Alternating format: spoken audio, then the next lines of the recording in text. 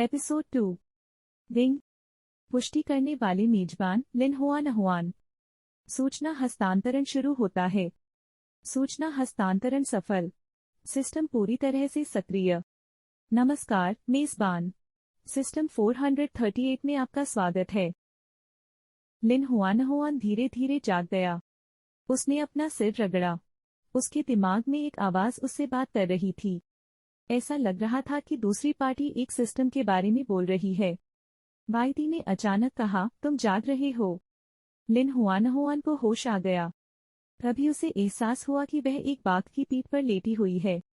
जब उसने यह देखा तो लिन हुआन हुआन को जीवित व्यक्ति के बाघ में बदलने का दृश्य याद आया।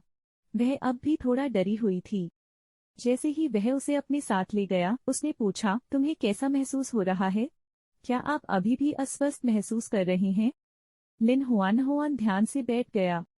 मैं ठीक हूँ। तुम मुझे कहाँ ले जा रहे हो? वायदी तेज थी और जैसे ही वे आगे बढ़े हवा उनके सामने से गुजर गई। लिन हुआन हुआन अभी भी नग्न थी और ठंड के कारण कांप रही थी। मैं तुम्हें वुल्फ जनजाति और डायन डॉक्टर के पास ले जाऊंगा। वाई ने उसमें बदलाव देखा और तुरंत रुक गई। वह एक इंसान में बदल गया और लिन हुआन हुआन को एक बड़े पेड़ पर बिठा दिया और फिर उसकी चमड़े की स्कर्ट उतार दी। जैसा कि उसने उसे निर्देश दिया था, उसने चमड़े की स्कर्ट और हड्डी वाला चाकू उसके हाथ में थमा दिया। मेरा इंतजार करना, मैं जल्द ही वापस आऊंगा। इसके साथ ही वह पेड़ से नीचे कूद गया और बाघ के रूप में घास पर हल्के से उतरा।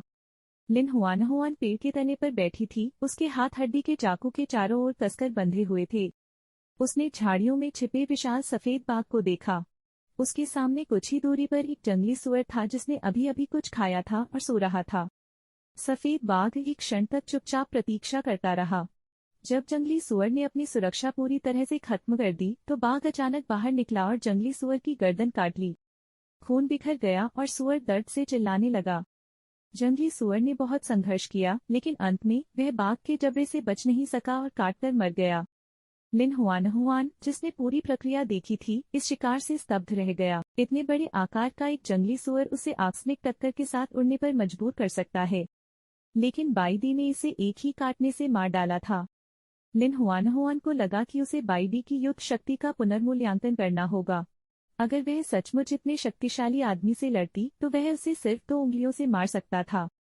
अपनी व्यक्तिगत सुरक्षा की खातिर वह उसे अब और उकसाने की कोशिश नहीं करेगी।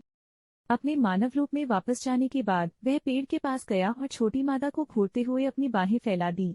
नीचे कूदें। लिन हुआन हुआन बहुत डरी हुई थी। वह अभी 4 मीटर से अधिक ऊंचाई पर थी। यदि वह सावधान नहीं होती तो भले ही उसकी मृत्यु न हो, उसकी कुछ हड्डियां टूट जाती। उसने उसकी आंखों में डर देखा और तुरंत समझ गया। तो उसकी छोटी मादा ऊंचाई से डरती थी। वाईडी एक वयस्क के रूप में अपने माता पिता को छोड़ने के बाद से किसी महिला के साथ नहीं रहती थी। वह उनके गुणों के प्रति काफी हद तक अंधा था और उनके बारे में कुछ भी नहीं जानता था।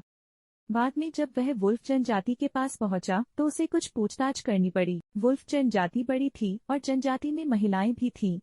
निश्चित रूप से वे जानते थे कि महिलाओं की देखभाल कैसे करनी है। वाईडी जोरदार हरकतों के साथ पेड़ पर चढ़ गई और लिन हुआन हुआन को ले गई। फिर वह नीचे कूदा और मजबूती से जमीन पर आ गिरा। उसने कहा, मुझे चाकू दो। लिन हुआन हुआन ने हड्डी वाला चाकू वाईडी को वापस सौंप दिया। वाईडी ने सुअर के शरीर से त्वचा को एक टुकड़े में निकालने के लिए एक हड्डी वाले चाकू का उपयोग किया, फिर मांस और हड्डियों को अलग अलग काट दिया। वाईडी ने सुअर की खाल साफ की और उसे लिन हुआन हुआन के चारों ओर लपेट दिया। इस तरह आपको ठंड नहीं लगेगी। एक परिचित आवाज अचानक उसके मन में बोली। आपने एक जंगली सुअर की खाल प्राप्त कर ली है और एक नौसिखिया मिशन शुरू कर दिया है। मेजबान, कृपया 3 जानवरों की खालें इकट्ठा करें। मिशन पूरा होने के बाद आपको एक नौसिखिया उपहार बैग दिया जाएगा। लिन हुआन हुआन स्तब्ध रह गया। नौसिखिया मिशन? नौसिखिया उपहार बैग? वे क्या थे? लेकिन सिस्टम ने कोई प्रतिक्रिया नहीं दी। वह केवल सुअर की खाल को अपने चारों ओर कसकर लपेट सकती थी और अकेले ही उत्तर पर विचार कर सकती थी। बिना दाग वाली सुअर की खाल से खून की गंध आ रही थी, लेकिन उसे यह स्वीकार करना पड़ा कि उसे अपने चारों ओर लपेटने से वह अधिक गर्म थी। कम से कम उसे अब नग्न होकर इधर उधर नहीं भागना पड़ेगा। लिन हुआन हुआन ने बाईडी से फुसफुसाकर कहा, धन्यवाद। सूअर की खाल में छिपे उसके छोटे रूप को देखकर उसे आगे बढ़कर उसके कानों को छूने की इच्छा हुई। जब हम वुल्फ जनजाति में पहुंचेंगे तो मैं आपके लिए कुछ कपड़े खरीदूंगा। लिन हुआनहुआन के कान बहुत संवेदनशील थे। जब उसने उन्हें छुआ तो वे तुरंत लाल हो गए। उसने अपनी शर्मिंदगी सहन की और पूछा, भेड़िया जनजाति क्या है? यही वह जगह है जहाँ भेड़िए रहते हैं। यह यहाँ से बहुत दूर नहीं है। आमतौर पर अगर मुझे किसी चीज की जरूरत होती है तो मैं व्यापार करने या उनसे खरीदारी करने के लिए वहां जाता हूँ। काफी हद तक एक गांव जैसा लगता है। गांव? वह निश्चित नहीं था कि इस शब्द का क्या मतलब है। मैंने केवल जनजातियों और शहरों के बारे में सुना है। मैंने कभी किसी गांव के बारे में नहीं सुना।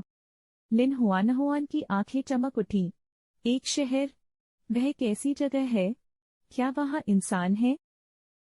मनुष्य? मैंने उनके बारे में कभी नहीं सुना। वे शहर जानवरों द्वारा बनाए गए हैं। वे बहुत शक्तिशाली हैं, लेकिन वे बहुत भयंकर भी हैं। यदि आप रुचि रखते हैं तो मैं आपको भविष्य में देखने के लिए वहां ला सकता हूँ। लिन हुआनहुआन को नहीं पता था कि इन जानवरों के लिए शहर का क्या मतलब है। उसने बाईदी के प्रस्ताव को एक सामान्य यात्रा के रूप में लिया और सिर हिलाया। ठीक है।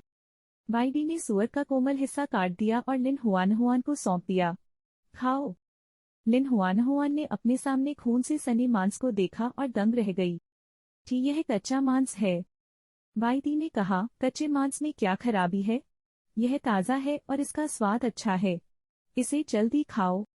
लिन हुआनहुआन ने डर के मारे धीरे से अपना सिर हिलाया। नहीं नहीं नहीं, मैं कच्चा मांस नहीं खाता। उनकी भौंहों पर बल पड़े। तुम मांस नहीं खाते?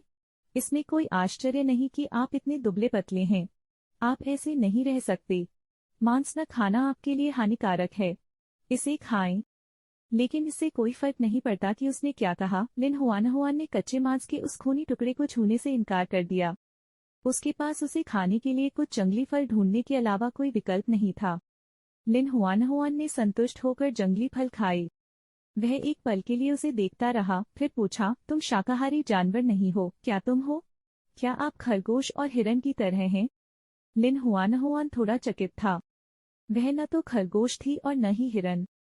वह इंसान थी, लेकिन बाईदी कभी किसी इंसान से नहीं मिली थी और उसे नहीं पता था कि सच बोलने के परिणाम क्या हो सकते हैं।